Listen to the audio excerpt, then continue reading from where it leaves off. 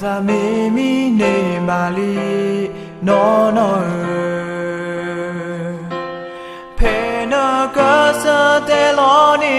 Je te ma con ba Tu mi no ta come ba Le no te e ja ni Mi da yo ta come Le yo e tu ko te na Te ta hey namba no no and a good palo yane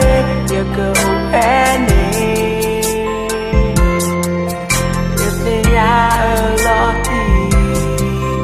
if that move up to eat good on the diet all or chain Baba nule no, jita po ino, oda pene no no no. Lego kape no nani, no dem lo ba. Lebula no no kelele, you can lupo tweye. Le no no lucky ne, ekata kutu yameti. Die no no alone goodbye get it up no and no the quack get you a lucky the quarter pay the meda heavy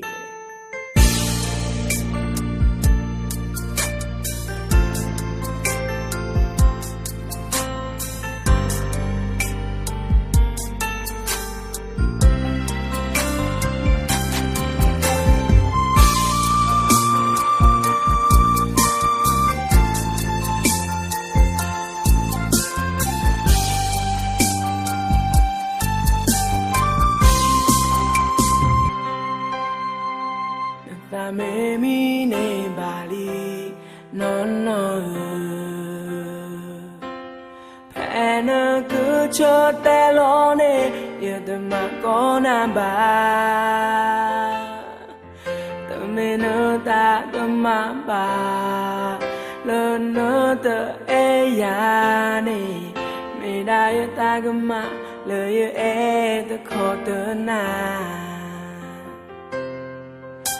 The fire number, no no. And a good palo yane, you go penny. If they are a lot, if I move up a door, not I all or Bama nileno, yata poimo, oh da penny no no no, lego tape no nani, no dem lo ba, lebula no no kelele, you can lupo tweye, le no no lucky ne, ekata kutu yame. Die no no alone goodbye get it up no and no the quack get you a lucky the quarter pay the meda Hebula no no